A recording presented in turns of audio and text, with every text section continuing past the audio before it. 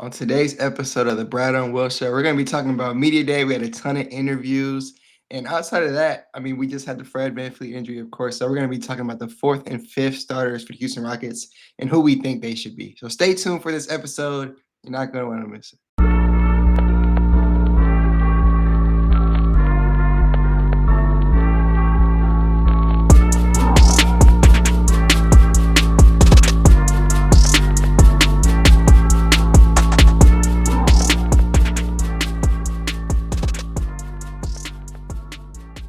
All right, and welcome back to the episode of the Bradeaux and Will Show. Got a lot to talk about today with Media Day.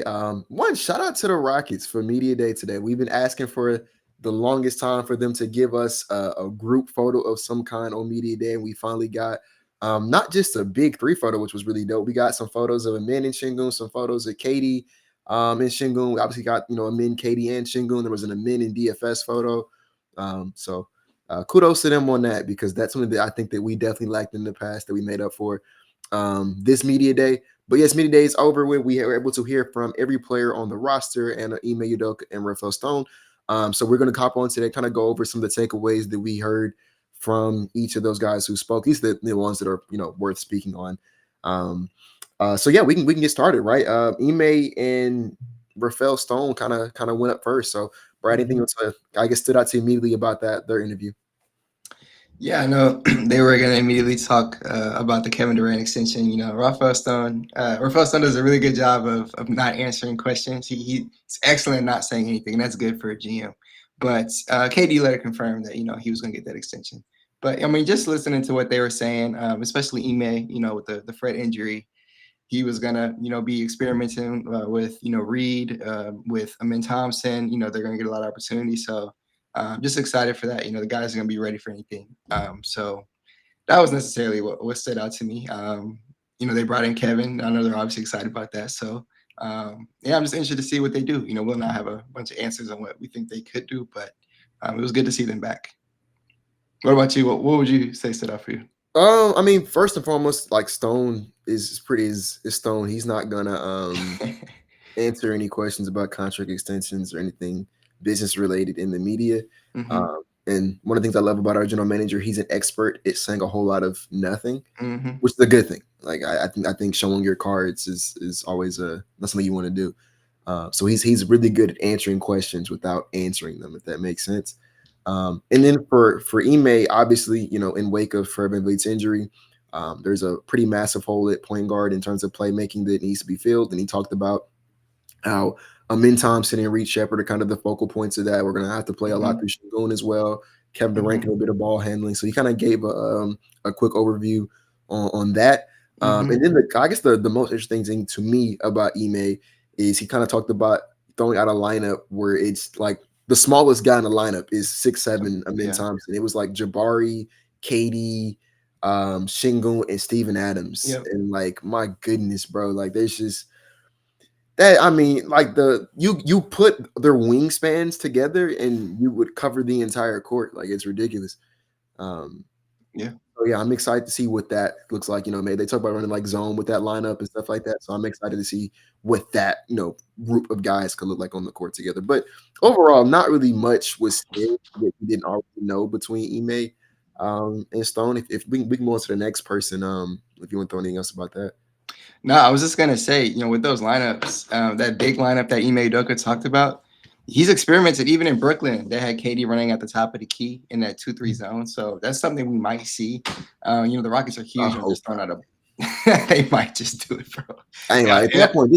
I'm not gonna lie, bro. Respectfully, at that point, Bar gotta go out there and guard. At that point, you would switch him. Yeah, we'll if see. we I look at don't Jabbar think gotta he's hit top gonna of his be. own. We'll see how strong, like how much energy it takes. I Him. don't want KD out there because you bumping and bruising and having to move your feet laterally. I don't want him doing none of that. Respect, get out there, bro. We'll see. I trust the coaching staff. But yeah, we'll see. I mean, that lineup I think it would be really good. A lot of lineups they have a ton of versatility, as a bunch of the players spoke to. So yeah, that's all I was gonna say. That'd be an interesting lineup to watch. Yeah. Speaking of the devil, Jabari's up next, and I think what I loved about Jabari's interview, I can't remember if they asked him directly or if he kind of just said it, but he came out and said his expectations is championship. And I think that when you have the team that you have this season, and you have the experience that you have, the coaching staff that you have, like the expectation should be now whether or not you Hmm. actually, win a championship is another thing. But I think all 15 guys in that locker room should be going into this season like we have an opportunity to win a championship, and we should have that mentality when we practice, when we go into these games, is that we're working towards winning a chip. So I love to hear that, and then I also love to hear how. He's going to take full advantage of having Kevin Durant in practice and in the locker room. I think the exact quote is he was like, "I would be a fool to not take advantage of that." And like just having that mentality of like, look, I got arguably the greatest scorer of all time, top 15 player of all time, one of the greatest players in the game today, but obviously one of the greatest players of all time is on this team in this locker room. Like, let's soak up as much knowledge as we can and learn from him. While he's here. And like one thing I talked about a lot in the past is like, um, all due respect to Fred VanVleet and Dylan Brooks as the veterans that we had, Fred VanVleet and Dylan Brooks don't know what it's like to be stars in this league. Like, Fred was an all-star, but even then he was kind of a lower tier all-star. He's not the kind of guy who was going in there and leading teams to like the playoffs and, deep finals run and stuff like that. That's reserved for like Kevin Durant. And so there's a different perspective that KD has as a vet that he can relay to these young guys that, Dylan Brooks and Fred VanVleet just don't know. And so I am excited for our young guys to get that opportunity, and I'm really excited for Jabari specifically to be taking advantage of that. So those are the kind of the two things that stood out to me with Jabari. Yeah, Jabari is a very good interviewer from what I've seen, and yeah, I thought he probably gave some of the best answers of any player today. Like he said a lot of information that was very convincing. I mean, he said, "Look, I mean, obviously he just got that contract extension. He spoke about what it meant to him, but he said, look, he feels like he hasn't even shown his best yet. He just got what 128. I forget the exact contract number, but and he was like, yeah, I mean, it's time to show my best at the end of the day. He says he was locked in. He obviously looks noticeably stronger. He was locked in on his handle. He wants to be able to show more of his potential, what he can do creation wise. I know those are things that definitely he needs to improve on. I had this written down. I tweet all this out. He's excited to be working with KD. He says he already learned a lot from him. It's just a multitude of things that he said. We'll mention it. So expectations of championship. He knows he's dialed in. Other players mentioned it, like Jabari. He's in the gym at night working. I don't know if DFS said it or someone else did, but yeah, I mean that's just impressive to see his work ethic. And he's only 22 years old. So yeah, he's always trying to grow, get better. And that's what he's supposed to say. It's the third overall pick. He hasn't been necessarily a bust by any means necessary. Far from that, but I mean he's more of a really good role player, and I know he wants to be up to that third pick standard. So I'd like to see him get there eventually. But yeah, I love what he said in media day. Last thing I'll say is he says he's going to be more decisive. So again, I'd love to see what that looks like. That'd be huge for Oh, this Rockets we're team. forgetting the biggest one. Apologies for us taking this long to get to it. Jabari said there hasn't been any conversations about him starting from the coaching staff, but that he Hmm. expects to start. He believes he's put Oh in the yeah. work, and he believes he's a starter on this team, and like Hmm. that's something that he specifically is expecting, Hmm. is to start. Hmm. Um, and so yeah, that's interesting. Like I said, we're gonna talk about starting five a little bit later on, but Yeah. um, interesting from that part. But anything We else? had next DFS, Yeah, correct? DFS. Yeah. I I, actually think DFS had the best interview. Me personally, he's funny. He's funny. it was the it was the most entertaining, but also the most like I could tell DFS loves what he does, and he takes pride in doing what he does and being Hmm. the best version of DFS possible. And that reminds me a lot of Dylan Brooks as the kind of guy that we lost in the offseason, um, circus, I guess. We were able to replace some of that with Dorian Finney-Smith. And one of the things he said off rips to me that really like had me excited, because I get excited about little things, was how he talked about he doesn't stop talking when he's on the court. Hmm. Right? That's something that I talk about on this podcast. Dylan Brooks was that guy for us last year. He was the quarterback of the defense. I go to the games. He doesn't stop talking. He's always yelling, always calling stuff out, communicating with his teammates. Replacing that with Dorian Finney-Smith, I think is really good. I'm gonna say Dorian's a better defender, right? We know how good Dylan was defensively for this team at times last season before that. Dorian's better, um, and same thing there. As committed to communicating with his teammates on the court. But the other thing that had me really excited for him is he said he's already been in communication in the gym with our young guys and helping them get better. Specifically, him and Amin Thompson seem to have If nothing else, like a competitive thing going on. Like I think they both look at it like we're the two best defenders on this team. So like I remember DFS said that one of the things he's going to get into is he's going to get mad at the men because he wants to guard the best guy on the court. And like he's joking, right? That's obviously a joke, but like, man, I love hearing like we have guys are who take pride in defense and want to guard the opposing team's best player. Like we have guys who look like so much so that I'm going to like get mad at my teammate because he wants to do it. You know what I'm saying? Yeah. Like coming from the days where we had guys leaving at halftime and refusing to shoot, all that good stuff, not getting back on defense, going from that to having guys who are like, the problem is we have too many guys who want to play defense. Like that, to me, that's really exciting. So I was excited to hear DFS, talk about how much pride he takes on the defensive end, how much pride he takes on helping his team get better defensively, helping this team to be on the same page defensively. And then the dude is just blunt. Like he let a couple F-bombs go. He's just himself. Yeah. And so yeah, like I wasn't familiar with his personality as much as I was familiar with his game. So I was excited to get to know him a bit better. He definitely had my favorite interview, and I've become a bigger DFS fan after media day today. For sure. I think he for sure had the funniest interview. Talking about him in Thompson was jokes. Tell him just shoot with confidence, man. Yeah, what did he say? Shooting. He said, don't man, give a F. Don't give a F. Yeah, I don't give a F, man. Just shoot with He confidence. told him to shoot like he don't give a F. Yeah. And then he answered one question. He just said the S word. He was like, man, shit, I don't know. Like he was just blank, as Will said. So very fun, laid back dude. I was interested to hear that he had an injury. I was unfamiliar with that. I don't know if you were, but it looks like he may miss some time to start the year.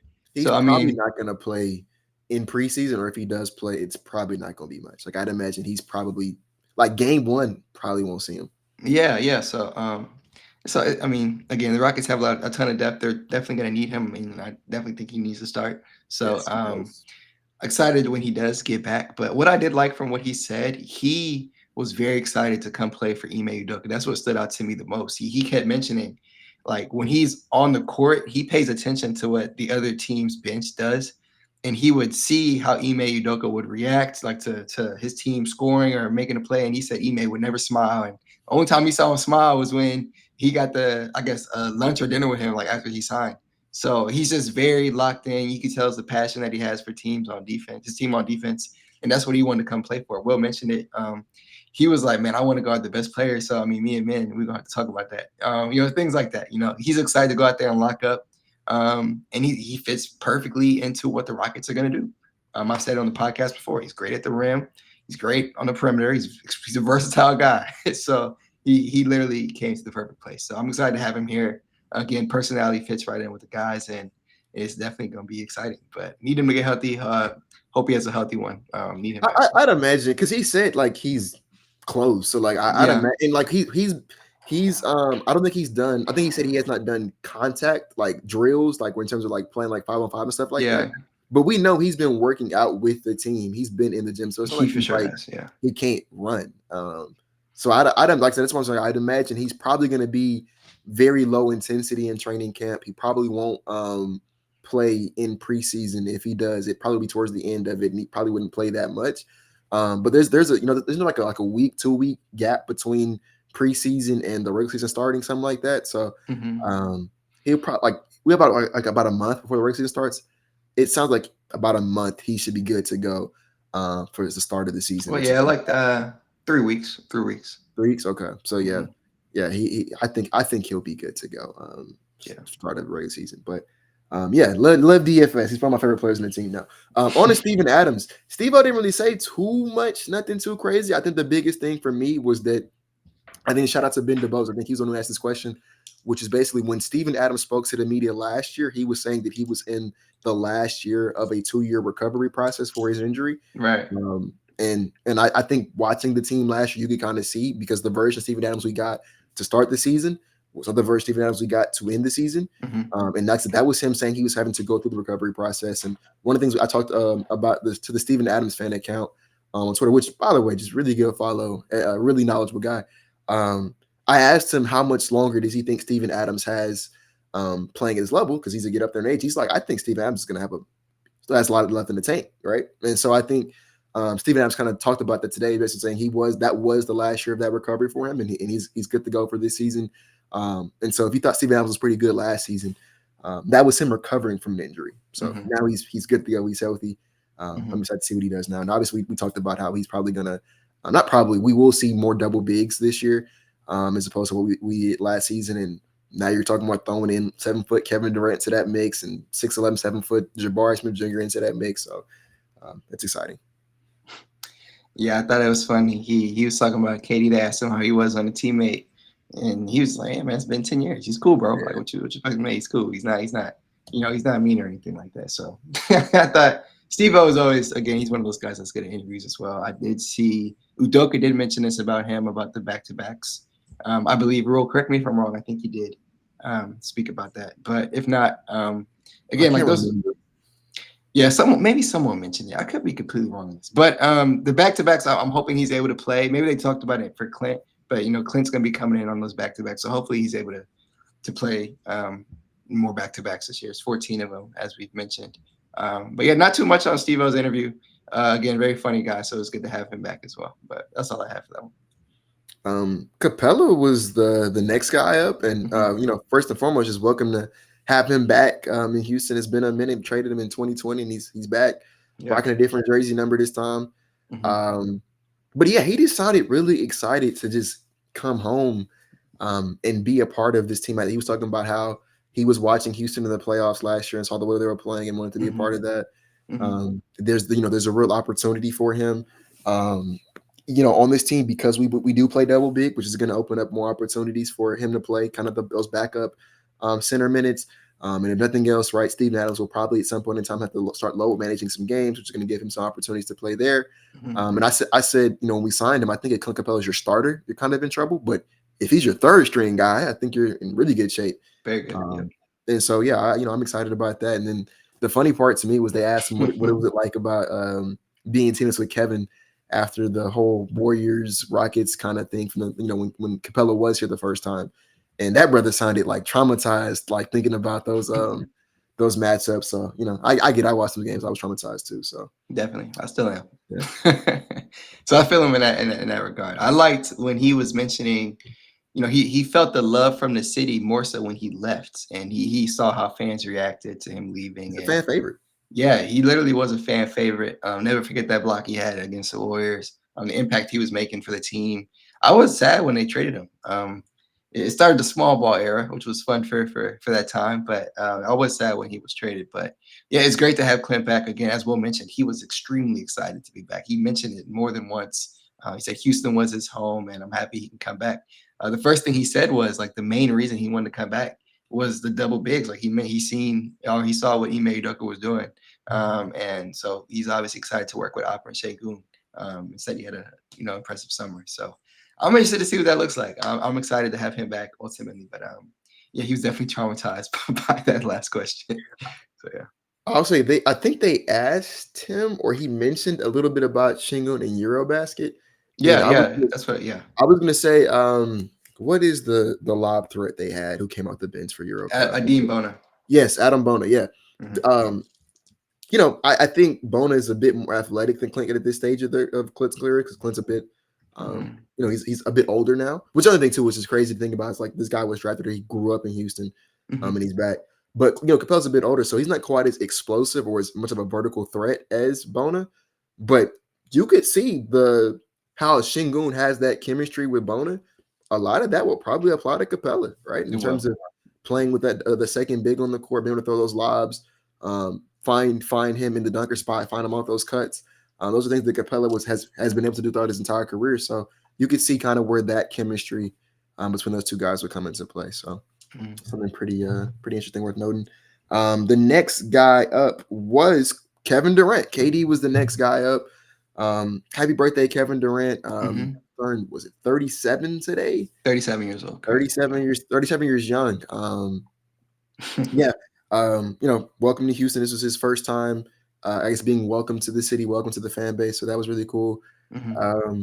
He didn't really get the best questions. I'm gonna keep it completely honest with you. He kind of had, I think, like the best question he had was when um, he was asked about, Amin Thompson and Alperen Şengün and kind of that young dynamic those two guys have. And obviously he talked about how Amin might be the best athlete ever. And I don't think that's a crazy take at all. Like if you watch the things that Amin Thompson's able to do at his size and frame. It's crazy to say. I mean, this is a guy Mhm. who's played with a lot of the great athletes in the NBA, so that's pretty high praise for Amin. And he talked about how Shingun has insane guard skills for his size as well, just super cerebral, super smart. Obviously how excited he is to play with those two guys. So that was really cool to me. Mhm. A lot of it was just talking about like KD's legacy and what he um, hopes to leave behind Mhm. because he is in that last stage of his career. And, a lot of the KD's like media day answers today were just about him staying healthy and getting better every single day. So, not like I said, not too crazy. Oh, I guess big thing I should have mentioned first is that he does expect a contract extension to get done, Yep. which pretty good to hear. Not that it was ever in question, but it's good to hear that he's like, no, I think it's Houston is going to be home for him for like, at least the next 2 years. So Mhm. that's really cool to hear.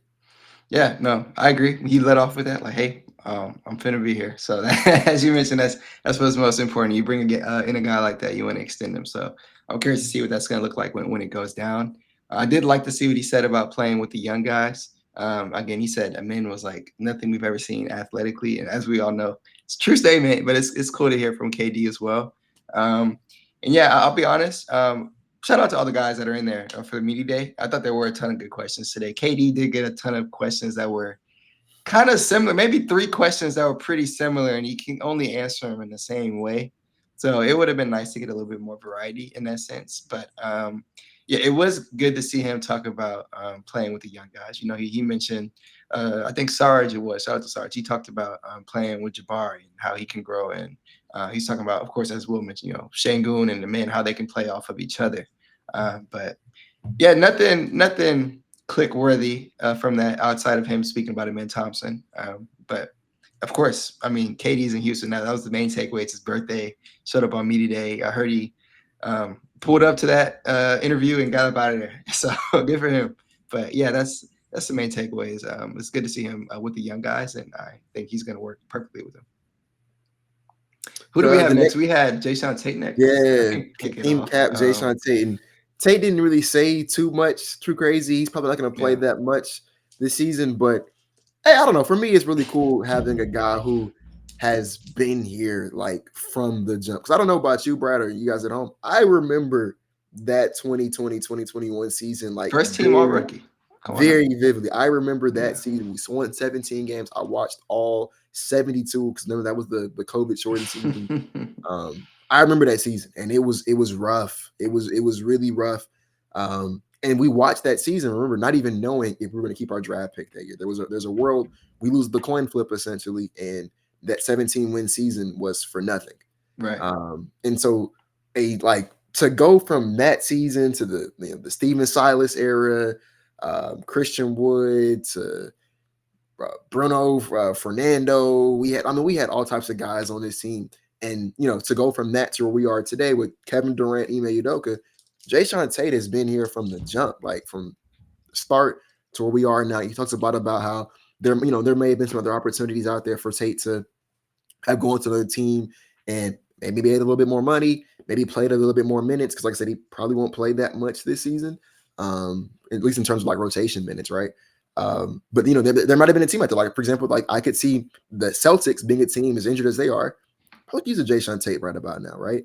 Um, but he was like, for him, it's important to finish what he started in Houston, and I think it's really cool. Having a guy who was here when we were in the mud, 17 wins, and now you're here when we have Kevin Durant and the expectations are a championship. So I think it's really cool that he's here for that. And I hope that somehow, some way we find a way to keep him on this roster for the rest of his career. He should be like the Udonis Haslam of the Houston Rockets. And that sounds like a joke, but no, I think I think it's pretty high praise to give to somebody.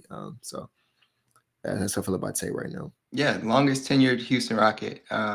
Ton of respect for Jason Tate. I'm happy that he was able to come back. Shout out to him. He mentioned, he got married, had a kid, all that good stuff. So Congratulations. again, I love Jason Tate, the player, the person, everything. I always have a ton of praise for him. I love his approach. When he comes on the floor, he's always going to give 1,000%.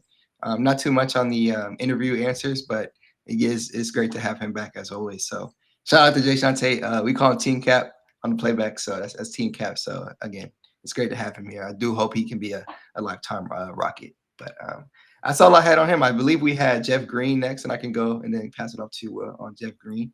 I thought it was funny. Ben Dubose asked the question. He was like, "Man, you're coming into your second decade. You know, you playing with KD," and he was just like, "Damn!" Like he had to cut him off and say, "Bro, relax." But shout out to Ben. But Jeff, it's good to have him back. He mentioned 20th year was gonna be his last year.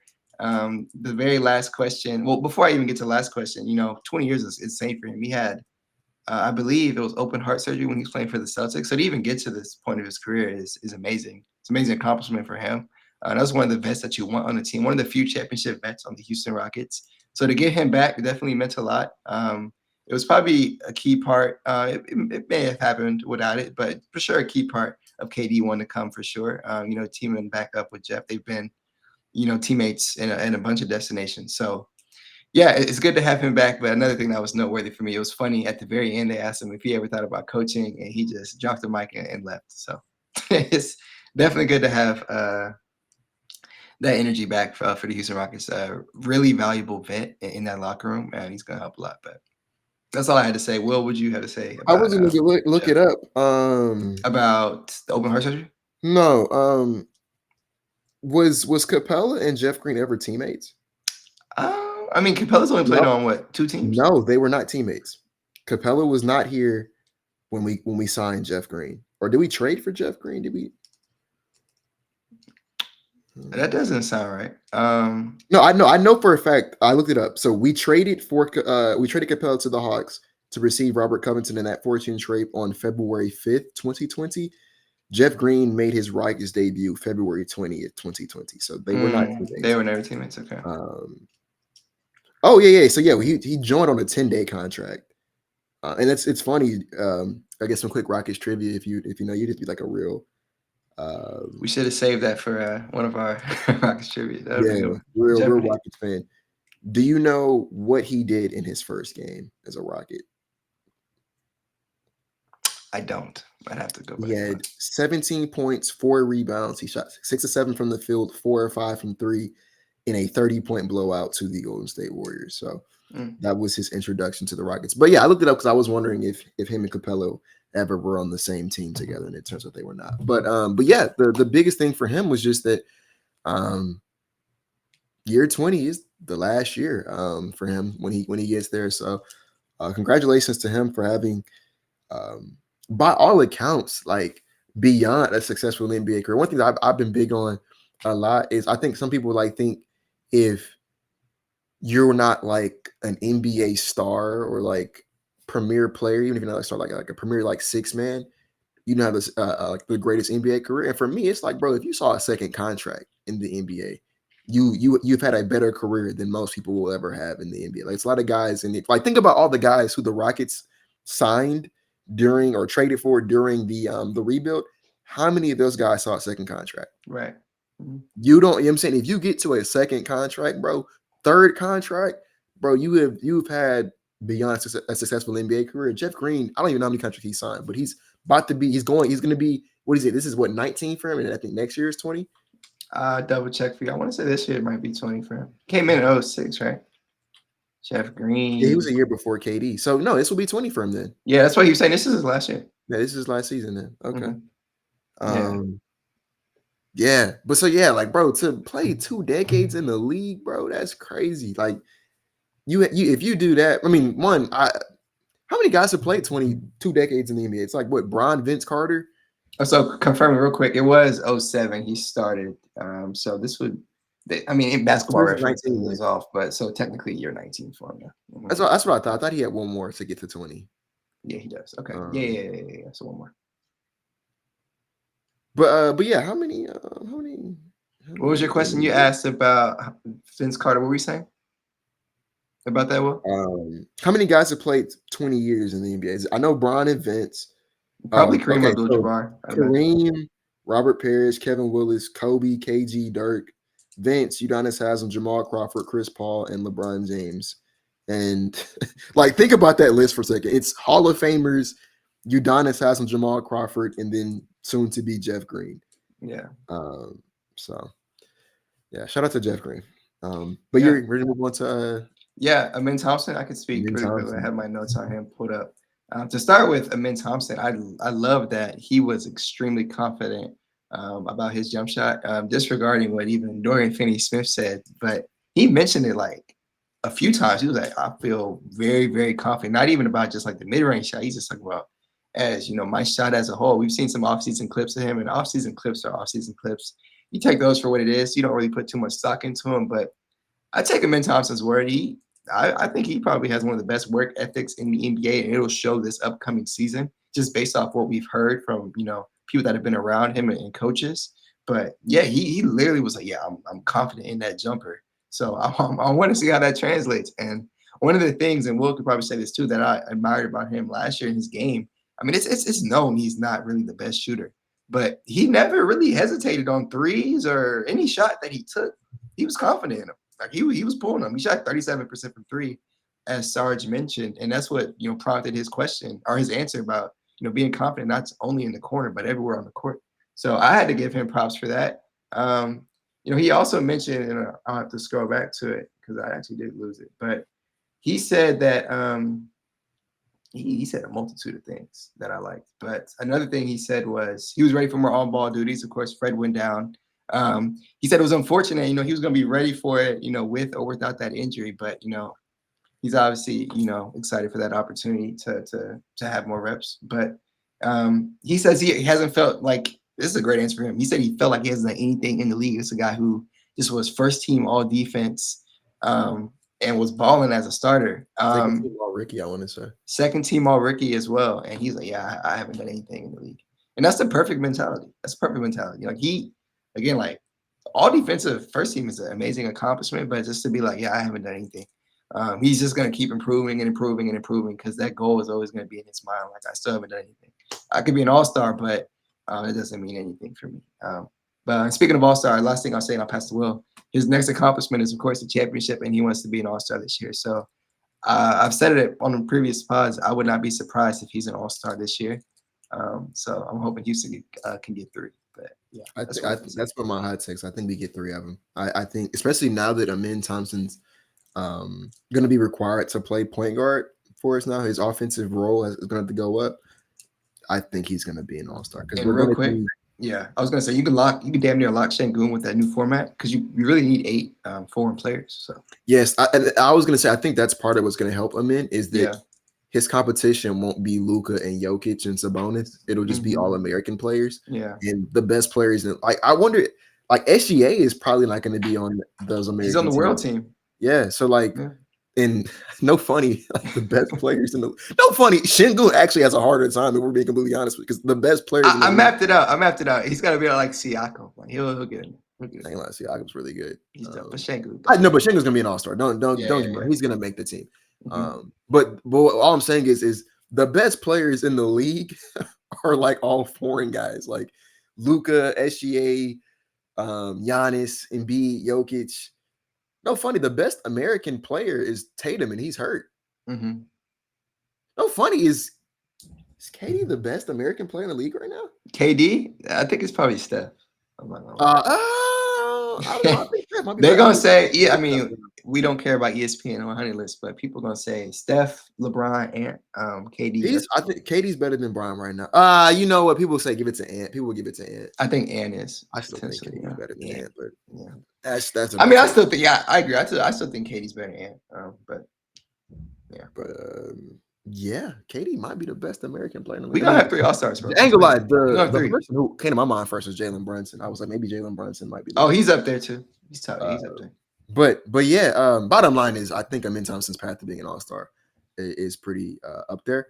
I won't like reiterate too much of what Brad said because we already know about Amin's work ethic and how important winning is to him. One thing I was talking about with Amin's increased role. One, I'm excited for it, right? As someone who was pretty hurt when Fred got hurt, the one silver lining is that it is going to clear the path for Amin Thompson to start full time and probably for the rest of his career, at least unless maybe like a Reed Shepherd kind of takes that leap and then you can kind of maybe move some things around there. But for the foreseeable future, I'd imagine this is the starting point guard of the Houston Rockets. So that's really exciting. His natural position, the position he came into the league as. I think that because he's going to be on ball a lot more and his offensive responsibilities are a lot higher this year than they have been in the past. Which, by the way, he talked about how his time off the ball has prepared him because, a lot of guys in the NBA who are on ball playing cards without the ball in their hands, they kind of know what to do.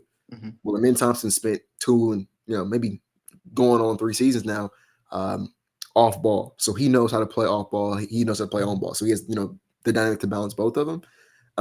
But because of his on ball involvement, I do think that his defense. I don't know if he makes all defensive first team this year. I think he'll make second team, but I think they're going to give the first team nod to guys who are a bit more like sell out to play defense, because I think a men's defensive intensity is going to have to go down a bit because of how much we're going to rely upon him offensively this year. Mm-hmm. Same thing with his rebounds. A lot of times he was getting rebounds because he was hanging dunker spot around the rim. He's going to be a lot more on the perimeter now. So I think his rebounds, I'm not going to say they go down, but I don't think they go up. And I do think that his defensive, how good of a defender he was in totality in terms of work, I think that kind of goes back. Not because he's a bad, he runs a defender, just because it's hard to be your team's go-to option in terms of dribbling the ball off the court and then also go pick up the opposing best player. And I think that's part of the things that DFS was talking about was like DFS, like I think you got to start, dude, because I need you to go out there and guard those guys now. So I can kind of have Amin Thompson not as taxed when it comes to defense.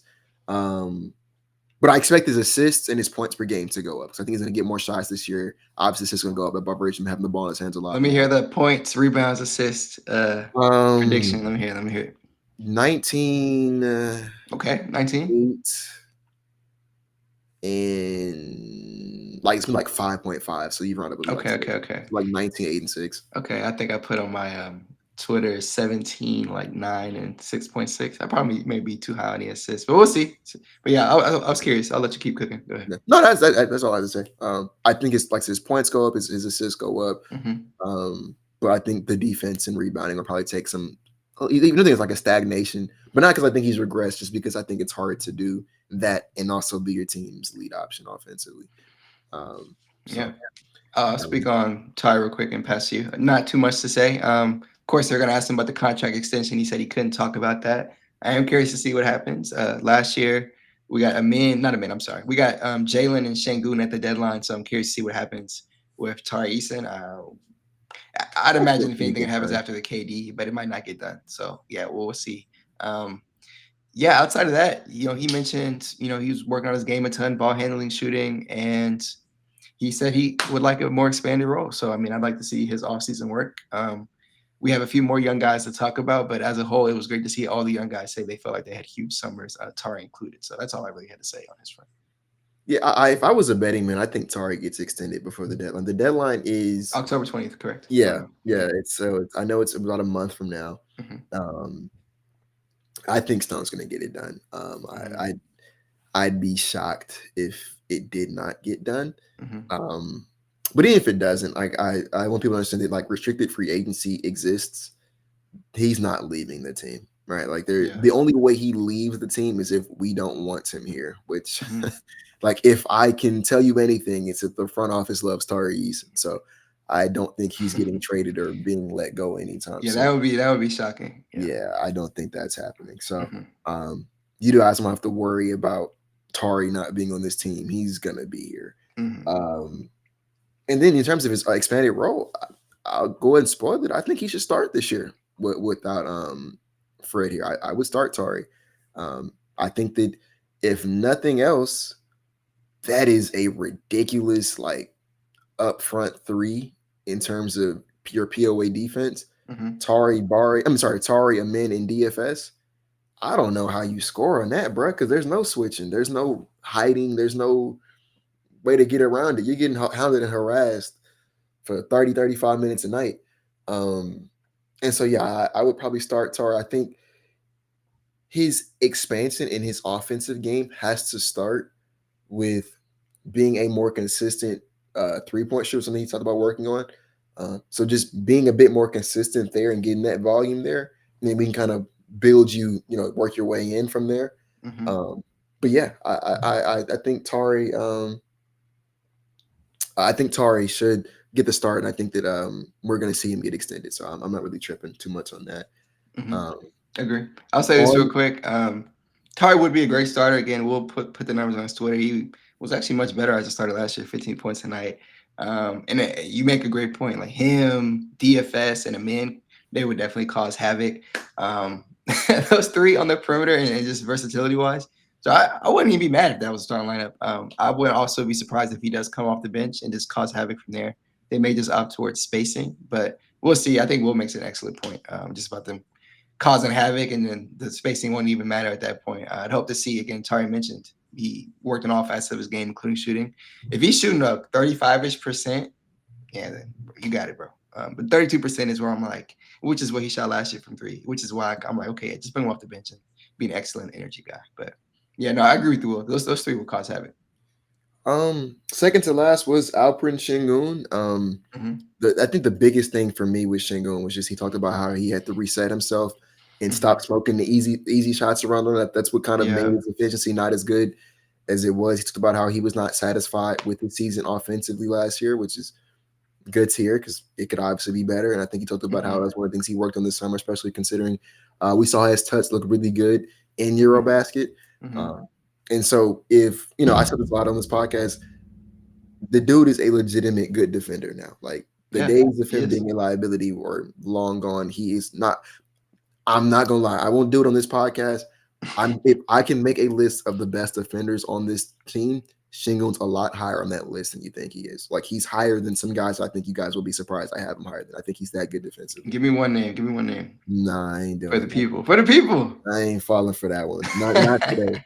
Not today. We're 40 some minutes in. No one's listening. No one's listening. But he's really good. And so if you add in how good he is defensively, Mm-hmm. how good his court vision is, and then you reset his touch around the rim, my goodness, dude. I mean, we're talking about a shoot, bro. I mean, he may not get the shot attempts to do it, but I mean, would you be surprised if this is 24, 25, 12, and 6, 7? I wouldn't. I really wouldn't. And then 24, 12, and 7. I would, I wouldn't be boy. surprised. I'd build him a statue myself outside the arena. I I wouldn't be would. surprised, bro. I mean, I he would. averaged, was it 19 or 20 last season? And that was with him being inefficient. Yeah, yeah. He was 20, 11, and 5 last year, and Yeah, no, he had he like was a no, I'm looking at 54 true he was shooting. 19, 10, and 5 in the regular season on Mm, 54.5 true shooting. If that goes back up to 60, yeah, it's a wrap. It's a wrap. dude, like I ain't gonna lie, I could see it being about 24, 12, and 6 to 7. Mm, 'Cause, like I think they're gonna have to run a lot of shin hub this upcoming season in light um of Freeman's injury. So it really won't surprise me, man. I think we're talking, like I said, that's on top of him being a genuinely good defender. This is a guy who I'll go and say now, he's gonna make an all NBA team this year. Knock on wood, he stays healthy enough to make it. He's gonna make an all NBA team this year. Right? That's one of my other hot takes. I think it'll be probably be third team, but he's gonna make it this year. And he's what 23? Yeah, 23 years old. He's gonna be a ridiculous player in his prime, bro. So yeah. that's all I gotta say about Shingo. Yeah. Reed Shepard was last. So of course they were gonna ask him about, you know, what's gonna be like to have a lot more opportunity. He as well mentioned, it's unfortunate what happened to Fred, but he's ready. One thing I'll say about Reed, like every player, almost a ton of players, we're talking about his summer. He got a lot of questions asked about him, and a lot of them mentioned, he's ready for the moment. He puts a ton of work in. Ime spoke about it. He's confident about what Reed's been showing. So of course, we hope that translates to the court. Stone has said it time and time again that he needs to be a big part of what we do. He's a reason why we didn't go out and acquire anybody else. And now he has the biggest opportunity in the world to show why he's going to be a huge part of this franchise. And I really hope that he does. I hope that he can prove himself to eventually be a starter by season's end. I wouldn't be surprised if he starts some games this year. And in those games that he does start, and last year he was excellent when he started. 19 points a night, over 5 assists, excellent efficiency. If he steps into those starts and plays extremely well, I hope he could play to the point where Min Thompson played. And I don't think they're remotely close as players, but I'm saying in the sense that Min Thompson played so well as a starter, you couldn't even think about taking him out of that starting lineup. It was impossible because he was that productive. I'd like to see, if Reed gets that chance and that opportunity, that he does the exact same thing because he feels a need that Houston needs, which is shoot lights out from three. And that's what I hope that he can do. So that was just the main thing. He seemed like he was excited. He said that I think maybe 9 or 10 times that he was excited. But yeah, he's gonna have a huge opportunity. He mentioned that he was ready for it, and a lot of the other players mentioned that he puts the work in.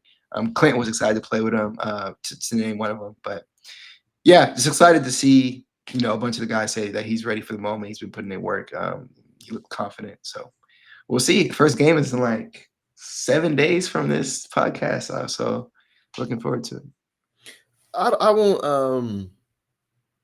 I think you covered everything with Reed. Last thing Mhm. I'll say, at least in terms of like the lineup conversation, 'cause like I said, if it Yeah. was up to me, my lineup is Amin at the one, Tar at the two, Davis at the three, KD at the four, and Shingo at the five. I think that's our best five players and the best Mhm. guys who complement each other. What I will say though is that if Reed Shepard is ready, he takes Tari's spot in that lineup for me. Now, like a lot of that is contingent upon him actually being ready to go, and who Mhm. knows? He is kind of like I said, he's the red shirt rookie. So I'm not really expecting him to be starting caliber ready to start the season. But Mhm. the moment that he is, I keep saying it. I think Reed's skill set is going to be super duper important to this team hitting its potential, especially now that Fred's hurt. I think that Yeah. skill set is absolutely important. And so if Mhm. he's ready, oh, I gotta start him. Like he fits too well with that group of guys that I was talking about starting. Mhm. Um, and anything else you want to keep developing him. So no, he's the guy who I'm looking at. Like when you're ready, we're trying to put you in that starting lineup. But as of right now, I have to go Tarek. I think Tarek's a bit more of a sure thing. I'll say one last thing, two quick things that I didn't mention. He looked noticeably stronger. So shout out to him for getting in the gym and getting stronger. I mean, he's undersized as a point. So he's not going to be, hopefully, I mean, that's the goal. He's not going to be getting bumped around out there. And Amin mentioned it too. Like he spent the beginning, and this is not new information. It was said before, but it was reiterated that he spent like the beginning of his workouts not even touching the basketball. And he was just locked in on defensive drills, which of course is not easy for a basketball player. But I mean, he understands what it takes to play for Ime Udoka. So yeah, he's ready for the moment. Hopefully, we'll see. But I did like those two things about him, and yeah, that was pretty much a wrap on media day and all the guys that we covered. We did mention in the intro like the starting five. Will said his. I do think it'll be DFS and Jabari to round it out. So I mean, just a huge lineup, 6'7", and up for everybody. Same thing with Wills, honestly. I mean, both of those lineups are just going to dominate defensively. So well, if they go with Jabari and DFS, I mean, are you? I guess last thing, then we can close. I don't think we had any other topics today. Um, would you? How would you feel about that starting lineup per se? Would you be fine with it? Or you just think the Tari one instead of Jabari would be better? As long as it's not politics and it's because Jabbar actually earned the spot, I mean, I'd be fine with it. Hmm. But like I said, I think the best five is I think Tari Easton's been a better basketball player up until this point. Um, I think he fits a bit better. Like I said, I think Katie and Jabbar are kind of redundant in a lot of ways, especially defensively. Um, and so yeah, I think Tari not only is the better player, I think he fits better. I think the only thing that kind of makes me somewhat consider it is just the fact that Jabari, even though he doesn't shoot the best from three, he gets guarded like he does. Um, and that would open up some of those lanes for Shingle and Amin, whereas Tari, um, he's not a terrible shooter, but doesn't really have the volume, and it's also still below league average. Um, and he also does not get guarded that tightly, right? At least, At all? Yeah. yeah, not nowhere near as close as what Bari does. So I think that's the argument, but I don't know. I think that, like I said, the way the analytics love Tari, the way he creates events on defense, we already saw how he's had a lot of chemistry with Amin Thompson. He is, like I said, I think you could argue he is either the second. Well, no, he's not the best. So he's probably the second or third best POA defender on the team. Hmm. And you throw three of those guys out there, I mean, I just don't see how you score. So man, that's why I would go with Tari. Yeah. Um, Again, if Jabari comes off the bench, I've mentioned it. I think he gets more opportunity to show that creation that he was discussing. So I wouldn't be surprised if that ends up happening. But yeah, that was all I necessarily had for this podcast. It was good to see all the guys back again. Training camp is starting, so we're gonna get a lot of content from that. Um, and yeah, I'm flying in for the game. I'll be with Will, game one. So again, excited to see that against the Hawks on October 6th. But that was a wrap on media day. What did you have anything else you want to say about it? Oh, shoot. All right. If y'all are still listening, I'm curious to see what y'all have to say about media today, like some things that stood out to you guys. Let us know what you think about, the lineups that we talked about or any of the comments we made. If you're still here, definitely sub. I think we've gotten around like 80-ish plus subs since me and Will have started to, post a little more. So appreciate you guys for listening. As much love, of course. We're gonna be dropping again at least 2-ish a week. That's the goal, especially when the season starts and preseason starts. So you'll be seeing a lot of us, so it means a lot. Appreciate you guys for listening. Of course, we'll definitely be back, so stay tuned.